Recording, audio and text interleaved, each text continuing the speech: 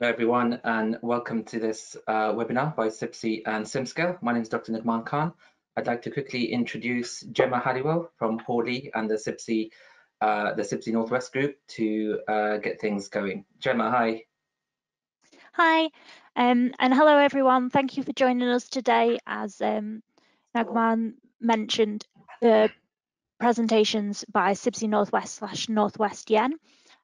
Firstly, I'd like to introduce myself as Gemma Halliwell, and I sit on the Northwest Committee. For those who don't know, the Northwest consists of 4 subdivisions: the main committee, the Young Engineers Network, the Society of Public Health Engineers, and Society of Light and Lighting. Our aim is to support the members within the Northwest by organising a variety of presentations and social events when we're able to. If anyone wants to get involved, please feel free to get in contact with any of us on the committee. Our details are on the Northwest website. After the presentation, we will have a quick question and answer session. So if you can put your questions in the question box, and we will try and answer as many at the end as possible. Any that we can't answer, we'll try and collate and send out at the end of the presentation. I will now pass you back on to Nagman to kick off the presentation, hopefully. Is that all okay? Yeah, perfect. Gemma, while you're on the line, obviously, very interesting times for our industry and, building performance modelers. What's your kind of take on how our industry has been affected and I guess things getting back to normal? What's your kind of take on things? I'm interested to hear people's views on that. Yeah, I think obviously it's a very challenging time for everyone at the moment, but hopefully this will spark some creativity, give some people some new ideas of how to combat these challenges, and hopefully when we come out the other end, we'll be stronger than we are at the moment. Fantastic. Gemma, stay on the line. Okay, we're going to introduce ourselves. My name is Dr. Nagman Khan. I've got background in simulation, and I'm lucky to be joined by my colleague Darren, who's the expert and will be giving most of this presentation on the technical content. Darren, can you introduce yourself? Sure, yeah. So as Dagmar said, my name is Darren Lynch. I'm a CFD application engineer here at SimScale. I've got an aerospace background, but since joining the SimScale team, I've used CFD in basically every industry out there. So it's really exciting to be presenting this to you today. Great, thank you, Darren. And SimScale is a German company based in Munich, where Darren and I are based in the UK, and we do CFD, soil mechanics and thermodynamics, and we're going to show you a bit more about web-based simulation tools for modeling the built environment. If we go to the agenda, so here's the main things we want to cover today. Really, what do we mean by web-based tools? And then we're going to quickly get through points 2, 3, 4, and 5 on building aerodynamics, pedestrian wind comfort, modeling trees, thermal comfort. And then there's a slightly longer section on wind pressure coefficients, some fantastic insight we'd like to share with everyone. And then we'll have a quick Q&A session towards the end. So first of all, Darren, what do we mean by web-based tools? I guess that's a great place to start. Absolutely. So let me just show you the SimScale platform firstly. A web-based tool is basically a tool that you can use online. You don't need any local hardware. And you would basically log into it simply by logging in with a username and password. What you're seeing at the moment is the SimScale platform. And as you can see, this is Firefox running SimScale. And it's got everything a simulation tool would have, except it's just so much more accessible.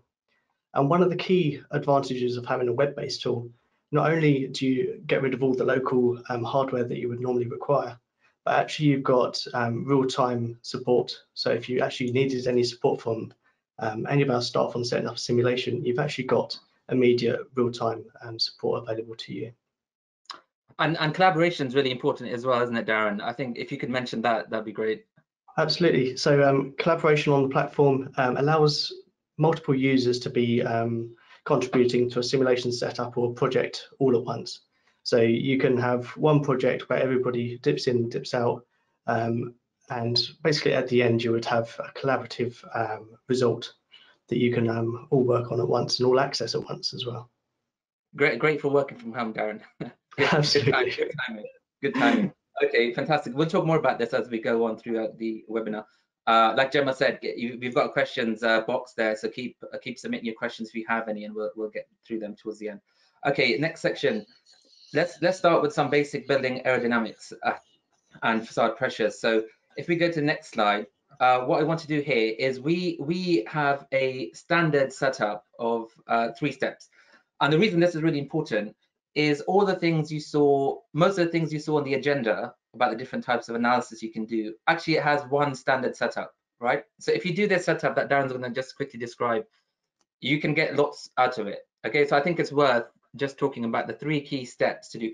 And what's important here about SimScale is, you know, when we think about CFD, what do you think about when you think about CFD?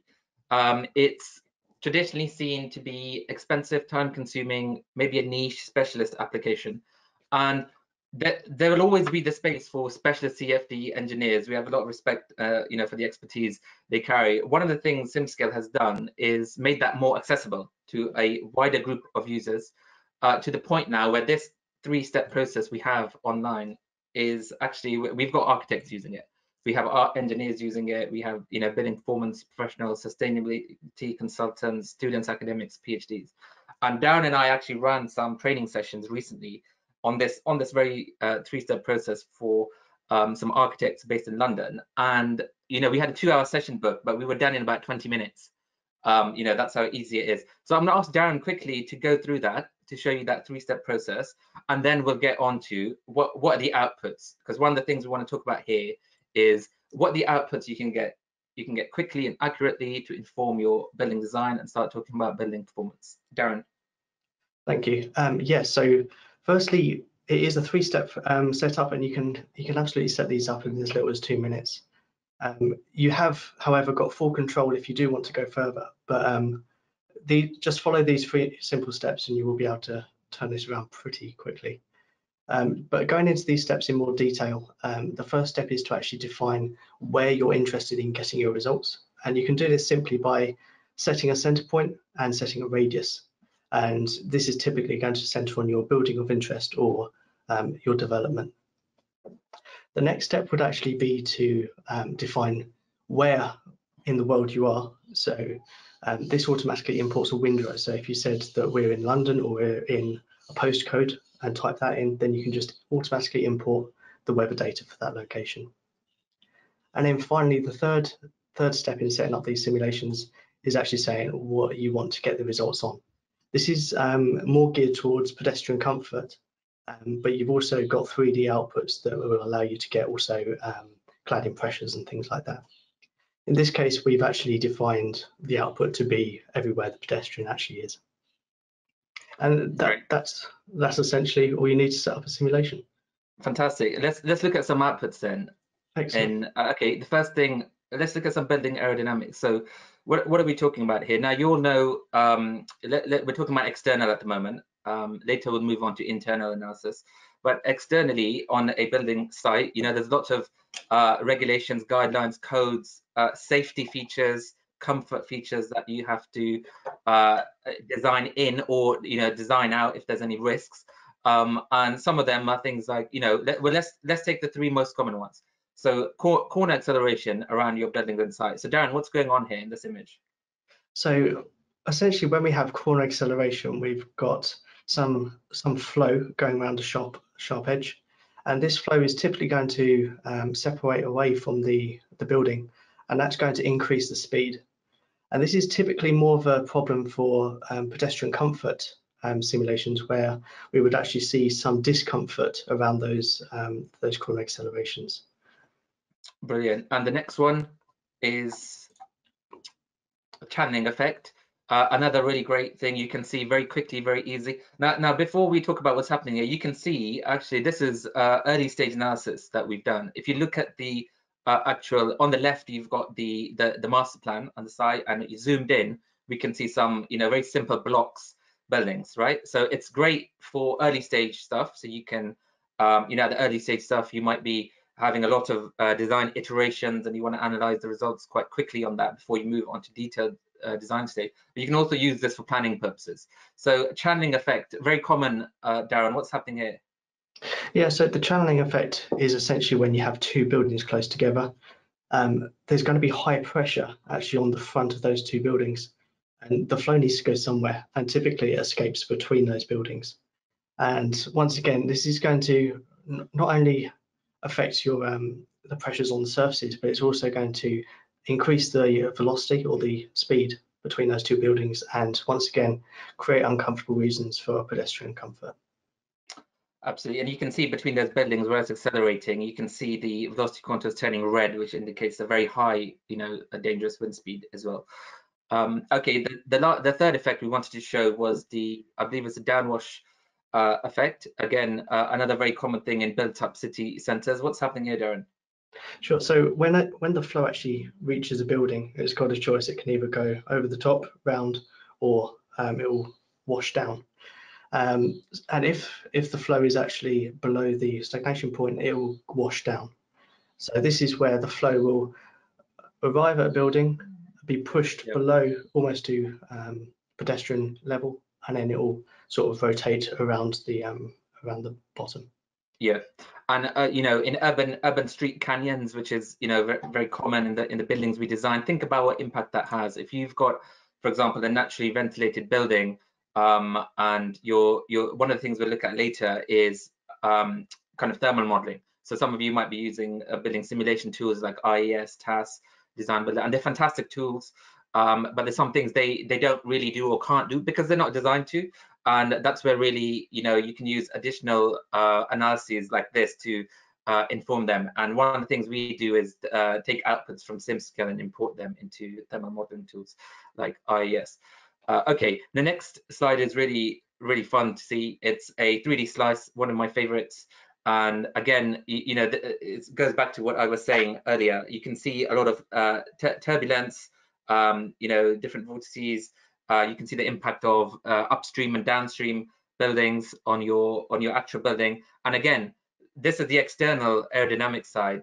We're modeling a building, right? So we're trying to couple the external and internal environment. Think about what impact that can have.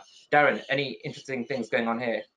Sure. So obviously this is a transient simulation. It's very important to highlight that these simulations are all transient. And it's very interesting to see the wake behind the building. So if the building was, if there was any buildings behind it, it would obviously be sheltered by this building. But also you can see how it separates around the building and where this actually creates this sheltered region behind it. And Darren, you use the key word there, so it's transient. Can you just explain for some of our users who might not be used to that terminology what that actually means? Of course. So by transient, we mean that it's time dependent. So typically with CFD software or simulation tools, we will get what we call a steady state. So we just get the average flow. But with this, for this tool, we actually get transient results where we can actually see how the results are changing over time. And this includes turbulent effects, which you can actually see fluctuations behind this building. It might also show other things, but in this case, it's mainly turbulence that we're seeing. Yeah. Now, I know what some of you might be thinking. You've got that image of a CFD. You might think, actually, this is really complicated. It might take, days to solve, and you need a very powerful, 8-core machine with, I don't know, some fancy graphics card. No, not at all. This is, remember, we're talking about web-based tools here. So this runs on the cloud. It uses the power of parallel computing on the cloud. This kind of analysis, actually, in SimScale, you can do in minutes. So the order of magnitude has come down by 10 times easily, and that's one of the good things about what we're doing here. We're trying to broaden the palette of different types of people who might be able to use a tool like this. Okay, let's go on to facade pressures quickly. Why is this important? Well, we get a lot of users, a lot of designers who might be looking at a interesting facade.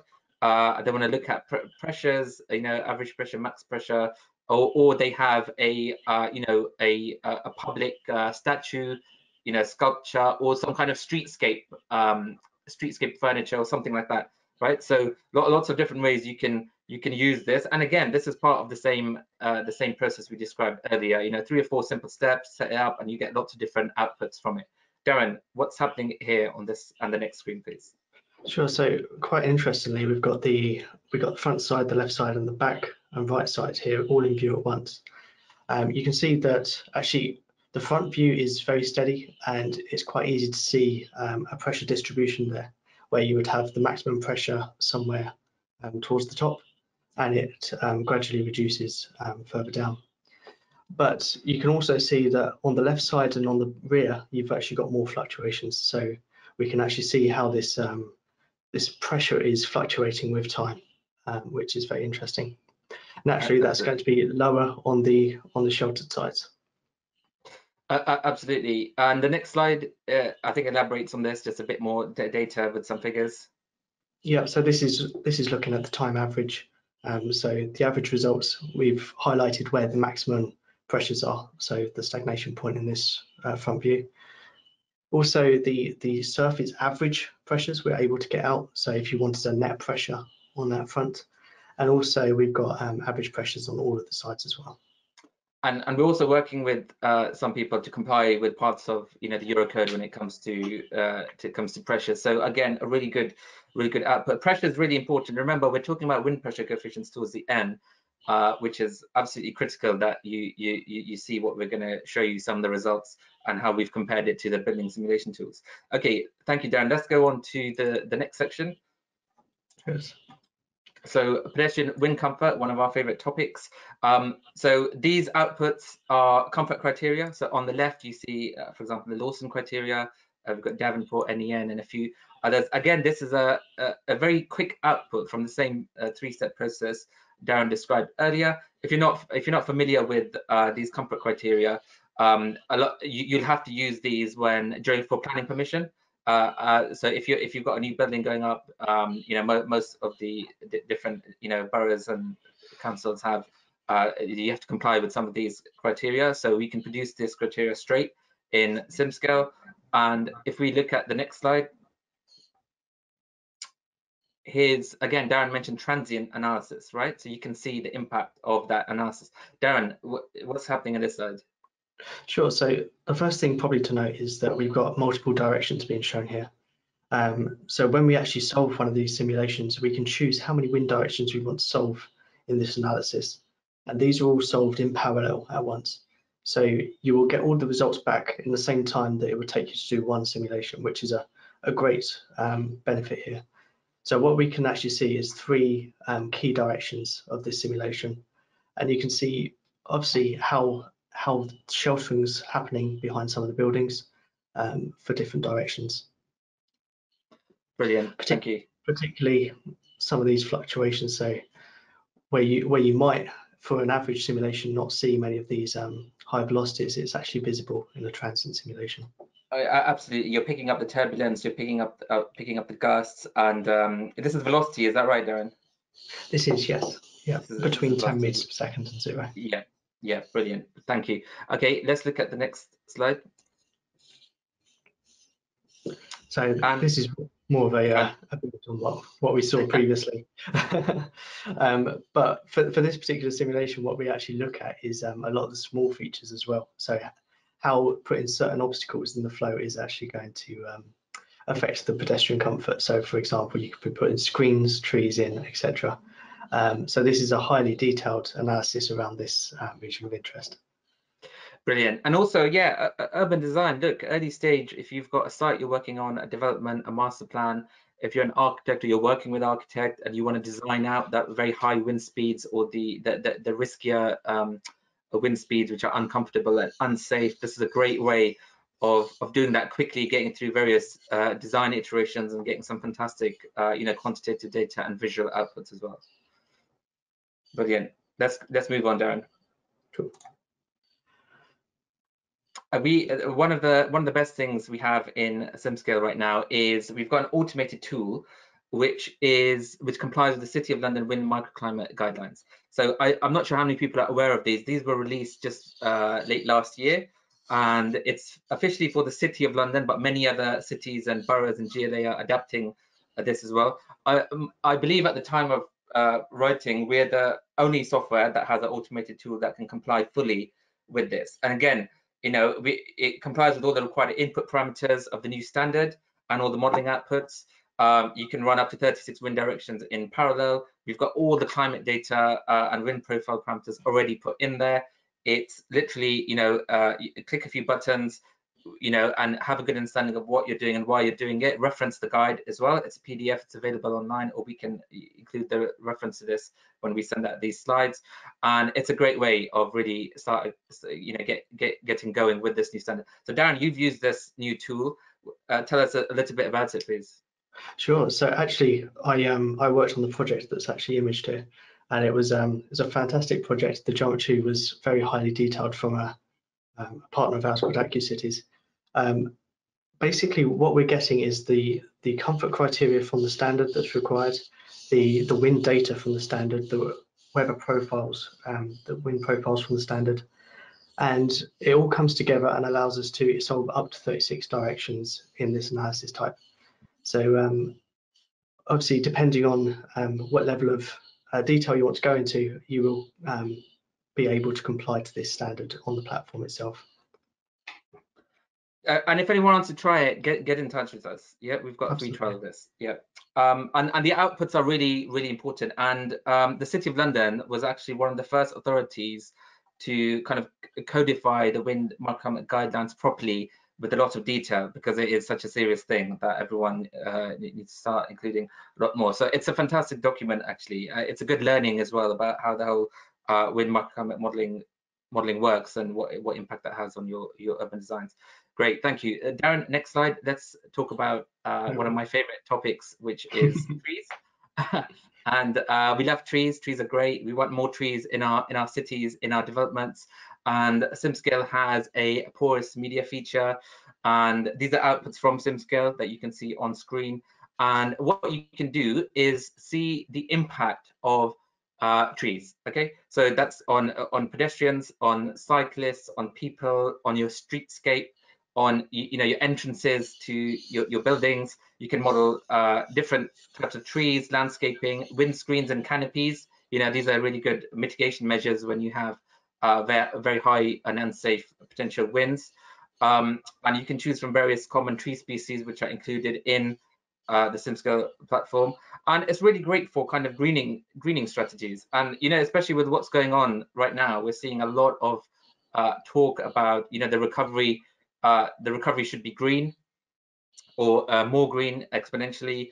A lot more walking, a lot more cyclists. So a lot of our roads, pathways are going to be opened up more to to cyclists. We're going to pedestrianize a huge amount of more urban space in our cities. So this is fantastic tool for that. Obviously, we need to make it safe for pedestrians. We need to make it safe for cyclists, and not just on the ground level. You can see this on the impact on your roofs, on balconies as well. Darren, you've used the porous media feature. What's it like? Is it easy to use? Very easy to use. All you do is you simply select the volume that you want to model as a tree, and then you select a tree type. It is that easy. It's really useful. Brilliant. So if any of you have projects where you're looking at the streetscape or the urban site, and you want to see what impact mitigation measures on windscreen canopies, trees, you can have. This is definitely one option to consider. Or if you just want to read more about the subject, we can share some fantastic resources, knowledge-based articles. Really, it's always good to brush up on some learning while you're working from home. Fantastic. Darren, let's move on to the next section. We've still got a lot to cover. Thermal comfort, which is Darren's favorite topic.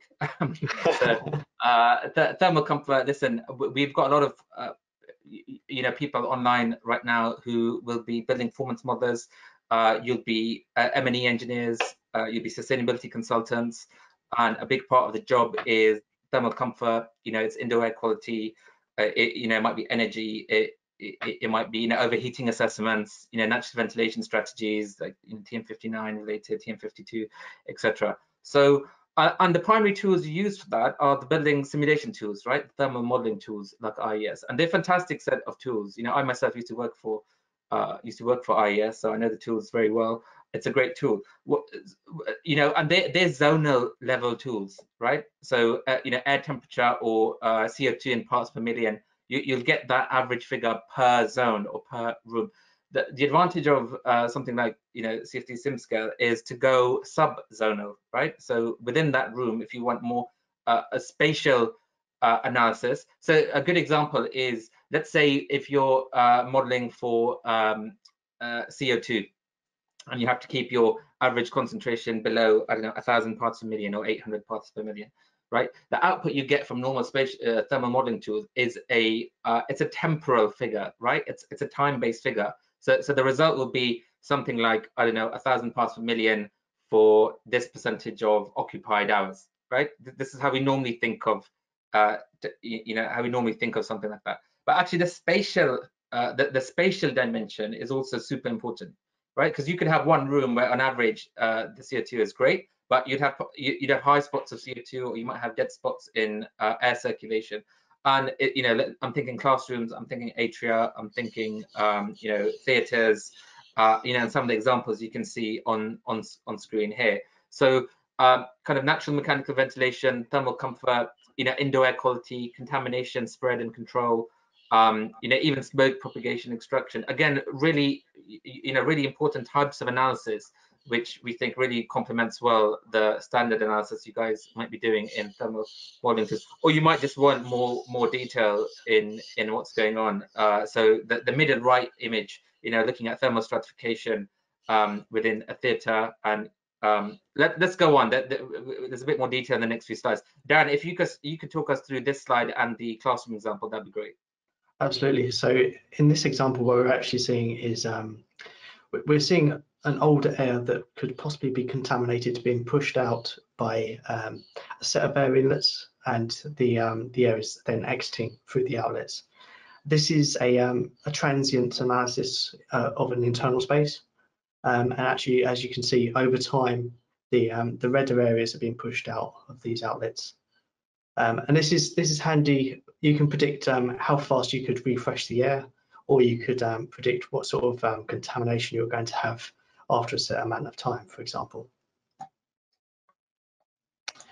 And then moving on to our next example, we have a simple classroom. I think when we talk about thermal comfort, we're mainly interested in two things. We're interested in velocity, so that's speed of the air, and we're also interested in temperature. There's a few other parameters that we can input, but these are the ones that have actually complicated distributions within the room. So the first one, we're actually looking at the air coming in through a diffuser and what that flow pattern is going to have in the classroom. And then on the next slide, what we're actually looking at is the air coming into the room. So it's got the inlet draft, so you can see how the air is being dispersed. I think the black is the higher speed air, blue is lower speed. And you can actually see in this area and in this area, we've got a dead zone. So where the circulation perhaps isn't at its best, and there might be a higher concentration of CO2, for example. And we can use the SimScale platform basically to figure out where these zones actually are. There's a lot going on that slide, Darren. There is a lot going on in that slide. And also, it wouldn't be complete without actually pulling together the thermal comfort parameters. So we can take these sets of results and create this thermal comfort field. What we're looking at in this slide is the PMV. So in this case, we're looking at red will be too hot or uncomfortable on the hot side, and cold is -3, would be on the blue side.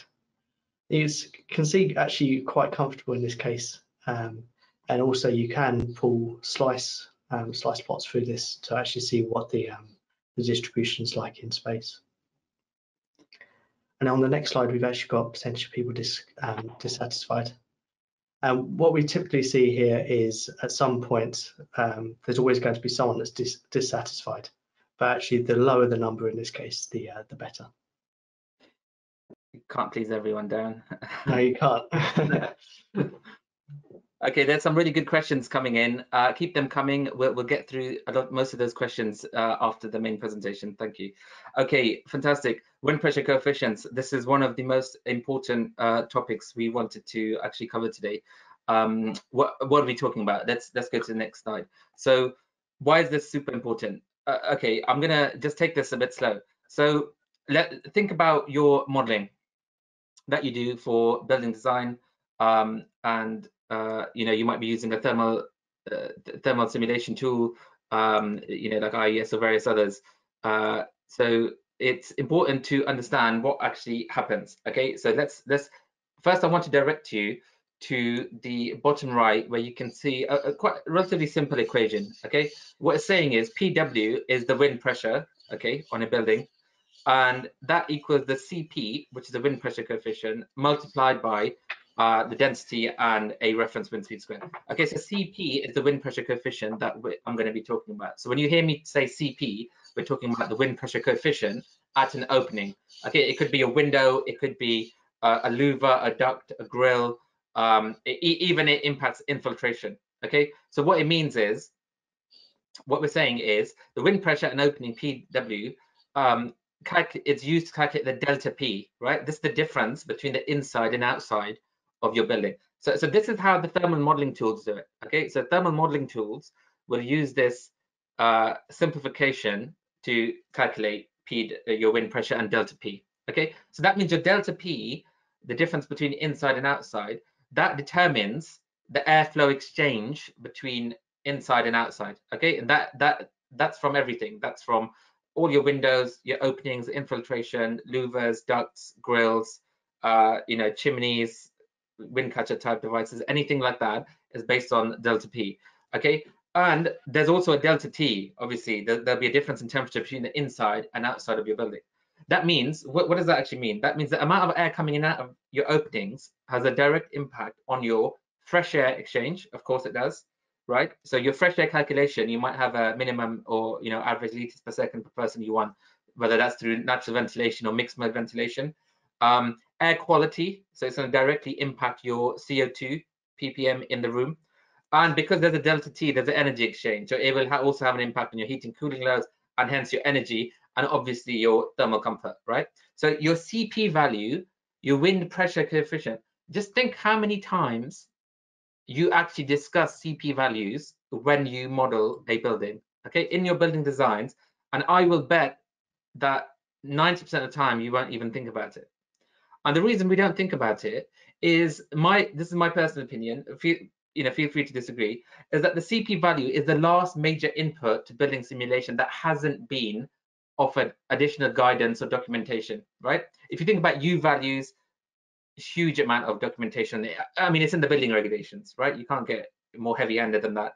Even if you think about profiles, occupancy profiles, things like TM52, TM59, even that has been heavily documented and guided on. Same with things like G values. Okay, but your CP value, almost no one talks about it, and it's shocking considering the disproportionate impact it actually has on your overall results. Okay, so imagine if your CP value had a 50% error in it or more. Okay, so your CP value, imagine, has a 50% error in it. How will it impact your fresh air, your air quality, your ventilation, your energy, your thermal comfort, your loads? Okay, next slide. Also, the thermal modeling tools, what they don't do, this is what they don't do. Okay, so they will just use lookup tables because they're not designed to do this, right? They will just use that basic lookup tables and to try and interpolate your CP value across your building facade, your building openings to the best of their ability, using very oversimplified, empirical relationships. And they don't account for wind turbulence. They don't account for external wind conditions, the local building context at all. Okay, they don't really account for the terrain and exposure types. Sometimes in for example, if you have a window, you might have exposure type, like is it sheltered or semi-exposed, exposed. They're very poorly understood and seldom applied. And even when they're applied, they're very oversimplified. Now think back to the external airflows we were showing earlier about the turbulence around the turbulence and transient effects around buildings, right? That means your CP values are dynamic. They're dynamic, right?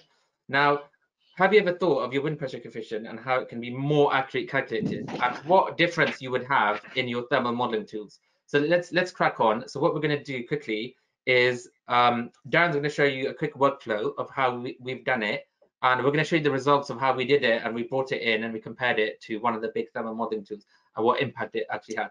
And the results and the outcome is really thought-provoking. I think as an industry, we need to think about this and really try and get some more guidance around CP values. Darren, I'm going to hand over to you just to do the quick workflow through that. No problem, thank you.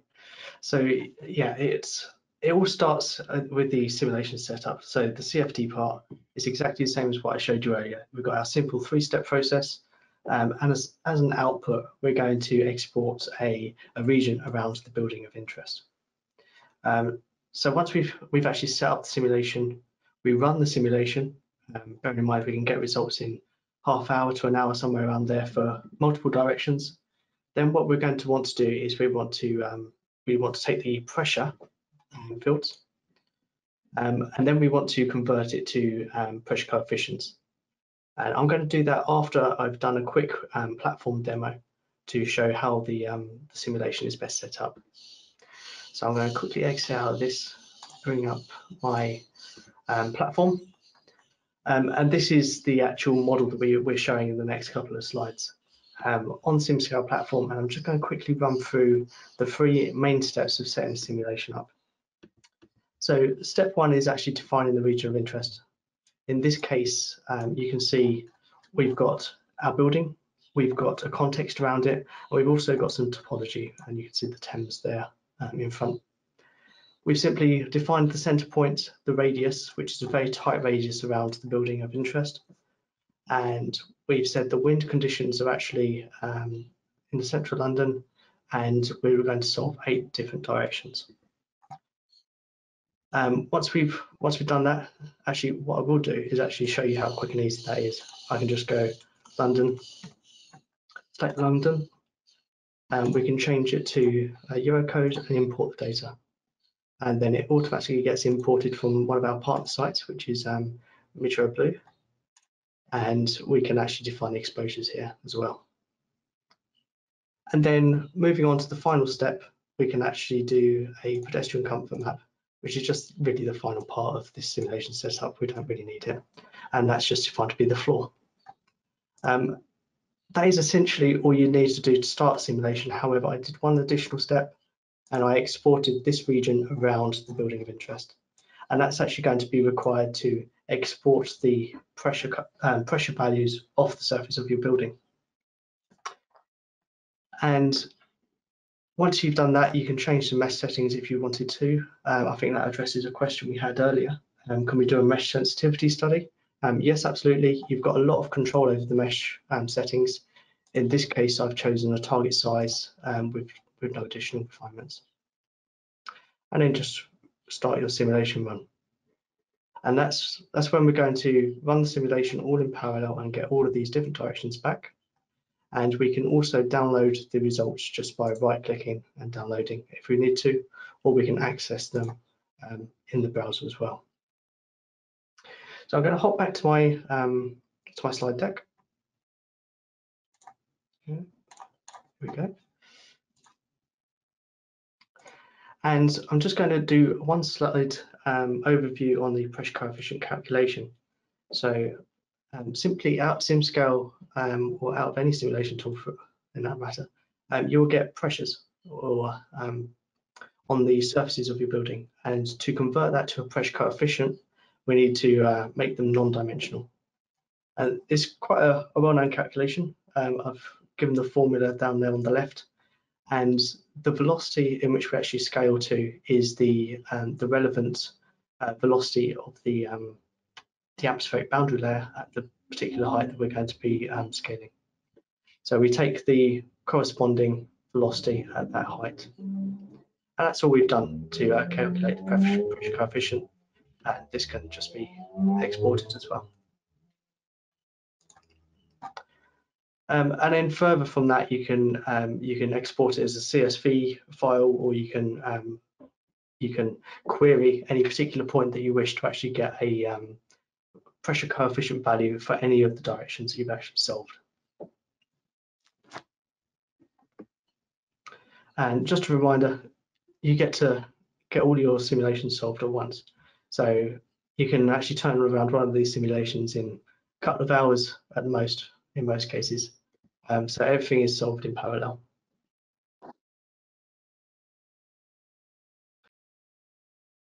So Nagman, did you want to jump back in here? Yeah, absolutely. Thank you. So, okay, so what's happening? So we're getting our wind pressure coefficients, and on this example, we've just done it for, the one facade. Okay, but you would do it for all your facades or wherever you have openings or areas of interest. And what I want to do is show a really critical graph in the next slide, Darren. And Sure. this is really important, and I want to just spend 2 minutes explaining what's happening here. Okay, so on this graph, on the x-axis, we have the wind pressure coefficient, or the CP value. You can see it. The scale is from -0.5 to +1.5. Okay, and on the y-axis, we have the height of the opening. Imagine that's the height of the opening, right, all the way up from the ground level to the top of the building, right? Now, the black squares that you can see here, these are the corrected wind pressure coefficient values for that same model, for the same kind of model and weather data from a major thermal modeling tool, right? Okay, so here you go. So you can see these black squares, okay? And the blue line is what you're getting from SimScale, okay? Now there's a few key observations here which are really, really significant. The first thing is the actual value has a difference of between 50 and 100%. Okay, so if I pick on, I'm not sure if they can see my mouse, Darren, right? So if you click on the one at 0.6 height, please, the black square, that's it. So you see this value where Darren's pointing, that if you read the CP value there, that's about 0.6, but SimScale is saying it's about what, 1.2, okay, which is double. Okay, so one key takeaway from this is the actual value of the CP is massively different from what the thermal modeling tools say. Okay, now think back to that equation where your PW equals half CP rho V squared, so CP. So imagine if your CP value double, what impact that would have. Okay, a massive difference. The second really shocking discovery is that the sign varies as well, positive, negative. So if you see the one at the h over h of like 0.1, 0.2, the lower values, you can see that in your thermal modeling tool, it will apply a positive wind pressure coefficient to a window opening on this particular facade. Okay, and you may base your entire ventilation strategy or natural ventilation strategy on that, because you might say, actually, here's my opening, here are my windows on a street or somewhere, and air's coming in through these openings, and it's going across my room, and it's going to exhaust through some duct or some other opening or some wind catcher. But in reality, what's going to be happening is that opening will have a negative wind pressure coefficient, right? So, and this is really, really important because it's impacting massively your entire ventilation strategies, right? And this is super, super important. I can't overstate how important this is. So your entire, if you see in the thermal modeling tools, you're seeing air comes out here, goes there, and you're getting a fresh air rate, etc., etc. I think we need to really consider how. I'm not saying everyone's doing it wrong. What I'm saying is actually, years ago, we didn't have a quick, fast, accurate way of pre-processing wind pressure coefficient values to input into our thermal modeling tools. Now we do, right? So whenever there's a jump or a new feature available in technology and it's cheap enough for everyone to be doing as standard, we should really adopt that. Okay, and this is not me talking with my SimScale hat on. This is me talking with my building physics hat on. You know, I'm secretary of the building simulation group. We talk about this stuff all the time. You know, about shortcomings of our whole industry, how we do particle modeling, how we do building simulation, how we do thermal modeling. And one of the key things that's always bothered me is that we don't couple the external and internal environment properly. Okay, and this is one way of doing that. Now this isn't, these results you see here, these are indicative of most building analysis we've done. Okay, so although this is showing a particular example of that building in that location, in that site, using that weather data, we see this pattern pretty much everywhere. Okay, and the impact it has on your building design, it will vary. If you've got a naturally ventilated building, or it's mixed mode, or you're relying a lot on openable windows, it will have a huge effect. Okay, if you've got a very high-rise, skyscraper, City of London, it's a sealed building, it's all air conditioned anyway, it might have a lesser impact on it. So we need to judge where this is important. My gut feel is that actually this should be done as standard on most buildings. Okay, just like for some buildings you have like a level 5 kind of analysis, you know, or buildings of a certain size, complexity, height, they should all be having this done.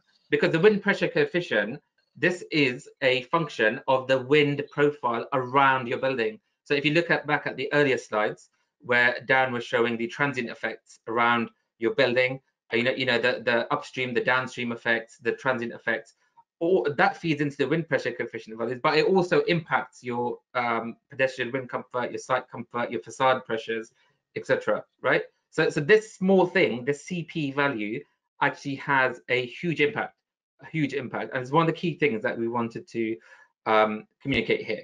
Okay, I hope we've communicated that properly. It's 1:48. We're gonna save some time for questions now. So what I'm gonna do, Darren, let's just do the conclusion slide quickly. So this is what we're talking about. Again, I've already said most of this. You know, just think about what values you're using really, okay, and how you can better do it. And you know, this is an open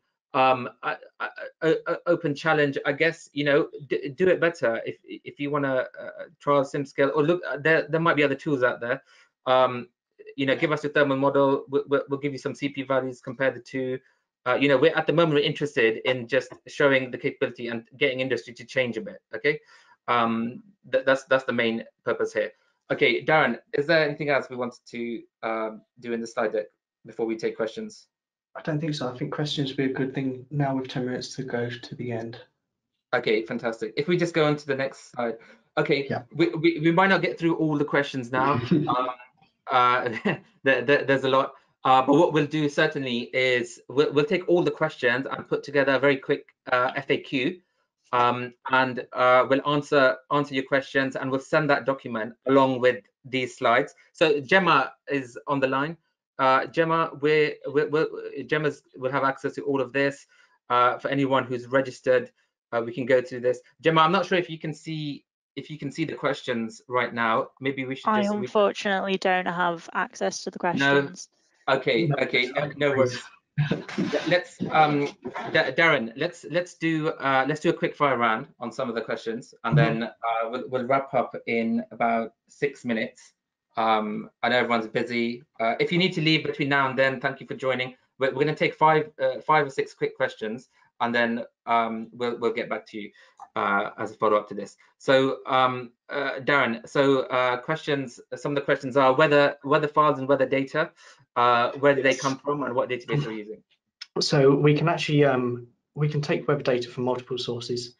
From its simplest one, we can do stat file, which is provided by most online sources. You can upload those just as a .stat, and they will go up easily. Alternatively, we can import files directly from our Patra Meteo Blue. You just have to search location, and it'll import that for you. And then finally, we've got another source which is from the London Standard. So if you're using the City of London Standard, then you will use their weather data. So it really depends on where you're working and where you want to actually pull that data from. But you've got many options. Thank you. Next question is on geometry. Great question. What's the process around building geometries, format of the CAD model, etc.? How do you bring that in? So, yep, in this case, the format was an STL, but we actually support Rhino imports, we support Revit imports. So there's quite a few different methods or workflows that you can use, but typically what I do is bring in my building data to Rhino, and then bring in some sort of context from Rhino into Rhino from either a free source like CAD Mapper, or even a paid source like AccuCities, and that will give you full geometry, and then basically export as an STL. Great, thank you. Another question. So someone's asked a question about the recording. Yes, we've got this is being recorded, so we'll polish it up and we can share that with everyone. Darren, question on turbulence models. Yes. So someone's asked, do you use URANS, DES, LES for transient simulations? If you could just elaborate on that quickly, please. Of course, yeah. So we use what we call an IDDES, which is an improved delayed detached eddy simulation, which is a hybrid between URANS and LES. Great. And you already answered the question about the mesh sensitivity, yeah? I believe so, but in case we didn't, you can choose from any kind of refinement from coarse to very fine. You can also pick a target fineness, and you can also add manual refinements on surfaces and regions as well. And absolutely, you can do a sensitivity study. Yep, great, thank you. I've got a question here. Would you use this program instead of programs such as IES or a plugin? If available, are they compatible with each other, and is it easy to use? Okay, great question. So it depends on the analysis type you're wanting to do. Tools like IES, they're fantastic pieces of kit. They're dynamic simulation tools, okay? And it's important to understand the difference. So if you want, so one thing SimScale doesn't do is energy and loads. Okay, so if you want energy, you want loads, and you want dynamic simulation for every hour of the year, you would use the thermal modeling tools. You would use SimScale for for example, the wind pressure coefficient is a great example. Calculate the wind pressure coefficients, import them into IES, and then your IES simulation becomes twice as accurate, right? And that's a really great example of that. Or if you want to look at more detail, like the airflow around a building, the turbulence, pedestrian comfort, wind comfort, external facade pressures, you would use this. And there's no direct plugin, but the data we export is really, it's kind of an open data format, so you can do your own analysis on that data and import parts of it into thermal modeling tools as and when needed. And if you have any specific examples, just email me. Let's talk about it. Yep. Okay. Again, someone's asked about SimScale interfacing with IES anyway. So so when you say interface, there's no direct interface, but there's really easy ways to exchange data. So data you output from SimScale can easily be imported into IES and other tools as an input to enhance the simulation you're doing. And again, if we're happy to share more details on that. Is SimScale standalone software, or it's basically a cloud-based software? Yeah, SimScale is a separate piece of software which is on the cloud. So you access it from your web browser, you have a username, and you have a plugin. Someone's asked the question, this is a very specific question. I'll probably do the more common ones. So again, SimScale, we don't do energy in that respect that the thermal modeling tools would do, right? Because yeah, as explained earlier. Does SimScale assume coefficient of discharge of ventilation? So if you've got a CD values, discharge coefficients for various products like windows and louvers and grills and ducts, absolutely you can enter those, and that's a quick way. Or if you don't have the CD value, what you can do is actually import the geometry, let's say of a grill, and use SimScale to calculate the CD value, right? And then input that into let's say IES or something. So you can do that in SimScale.